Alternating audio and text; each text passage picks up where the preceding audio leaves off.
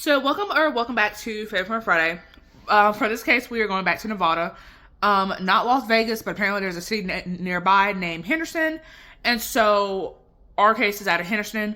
This case apparently was trending at one point, but I was trying to wait till there was at least a conviction, there was a sentence. Now I feel like it is okay to talk about it now that we have most of the facts out. Definitely give your opinion, because the person we're talking about in this case definitely got off light. And so with that being said, I'm going to quit my rambling and let's go and get started. So for context of the story, our female in this case is apparently from Iran. So she was born in Iran, but born in Iran, but immigrated to the United States when she was like 12. And then apparently she went to a school called the Margaret Talkinson School for Young Women Leaders. And so then apparently in 2020, she started studying at UCLA, was on the debate team, and UCLA apparently is a hard school to get into. So it seemed like she was pretty smart. And 2022, apparently she's put on she has an ankle monitor on her, and it was only used to track her location and not to see if she broke curfew. Because some people, when you're put on house arrest, you're not supposed to be out past I think 6 p.m. or maybe even 8, maybe even 9. It looks like you get off work late, and I think you have to explain hey, I got off work late.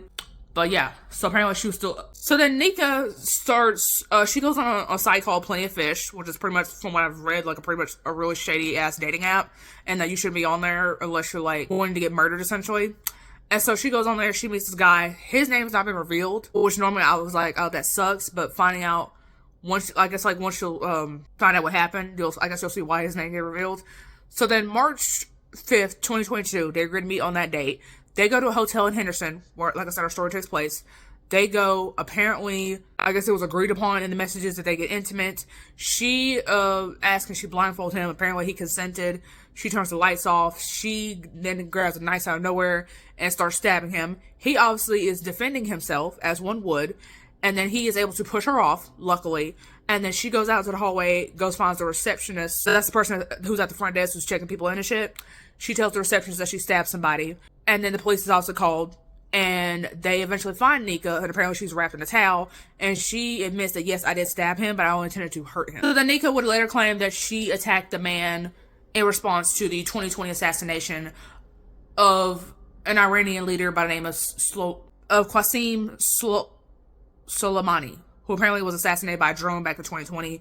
And so she felt that American blood should be shed because of his assassination. So then Nika gets charged with attempted murder, because the dude does wind up surviving. So that's why his name didn't get leaked, because he did survive. So I'm glad he did survive that. She's only put on $60K bail. She would say that she got the inspiration from a song called Gold Digger. Didn't get the artist's name, but apparently it's called Gold Digger. And apparently people are trying to figure out who the artist is, so we can go listen to the lyrics and figure out where the hell you get inspiration. Just randomly kill this random man from, understandably. So then she gets diagnosed with anxiety disorder, major depressive disorder, and paranoid personality disorder. But she is still deemed fit to stand trial. We go to trial, and apparently her lawyer mentions that she had been raped when she was 18, and that the stabbing was simply a psychotic episode, presumably from back when she was raped, and that she apparently was in a facility, a mental facility, 10 days before the actual attempted murder. And apparently the campus that she was attending at the time, they found out, because apparently, like I said, the story apparently was trending for a bit, and they obviously banned her from the campus. Didn't expel her, but you're just banned from the campus. Apparently she was releasing music videos, but apparently was recording, editing, and doing music videos after the attempted murder, upload them to YouTube, and the judge was like, you're done, you're banned from social media. So then in August of 2023, Nika is only sentenced to 3 years probation. And then apparently she decides to come out with a book, basically an autobiography, basically talking about the night of the attempted murder. And apparently a portion of the profits from said book went to the National Alliance of Mental Illness. So in the book, this is what's interesting. Apparently in the actual interview with police, she claims to not exactly remember everything that happened that night. Whereas in her little autobiography, she apparently gives a clear description of what happened that night. And she refers to herself as Selma Hynek in the dusk scene and Dusk Till Dawn. And then apparently the man that I guess she didn't use his legal name, his actual government name, for legal reasons, because she didn't want to get sued. I don't know.